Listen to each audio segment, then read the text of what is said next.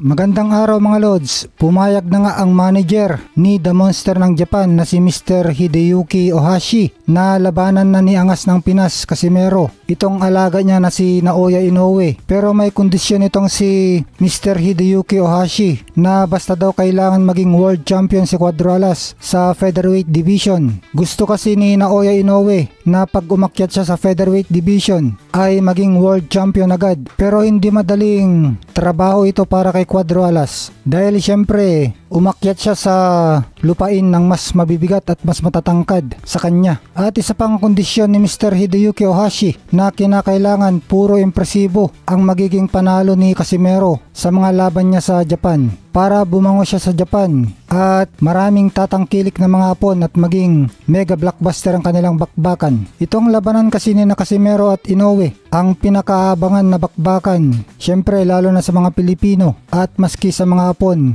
dito sa maliit na division. Matatapos ang suspension ni Casimero sa Japan sa October at official naman na i-anunsyo ng 3150 times slash Bomo at Kameda Promotions ang laban ni Casimero. Sinabi ito ni Kuya Lods Jason na kapatid at trainer ni John Riel laban sa isang Japanese na bagong WBO Oriental Featherweight Champion na si Mugicha Nakagawa na may record na 31 wins, 11 losses, 2 draws at 20 knockout. Kaya sa November ay magkakaroon ng higit isang buwan na pagpropromote ng laban at sa December naman ay magaganap ng bakbakan ni Casimero at Japanese Nakagawa. Unang laban nito ni Casimero sa ilalim ng bago niyang promotion, Asian Powerhouse Promotion na Kameda Promotions. Si Mugicha Nakagawa ay parehas ni John Riel na nasa Kameda Promotions, kaya walang problema na maipaganap ang kanilang bakbakan at ipinagmamalaki nito ang kanyang 20 knockout at isasama daw niya itong si John Riel sa mga ni-knockout niya. Kaya magandang laban ito dahil parehas na knockout artist sina Angas at Nakagawa. Hindi papayag itong si Mugicha Nakagawa na matatalo siya sa kanyang sariling bansa kontra sa dadayo lang na si Casimero. Matapang talaga itong si Mugicha Nakagawa. Siya pa ang unang naghamon kay Cuadro Alas kasi tingin niya na wala itong binatbat sa kanya, itong pinaka-exciting na Pinoy boxer sa kasalukuyan. Syempre, isa pa sa kondisyon ni Mr. Hideyuki Ohashi, allergic sila dito na dapat ay hindi na mag-overweight si Casimero dahil ayaw na ayaw ito ng kanyang alaga na si Inoue. Unprofessional daw.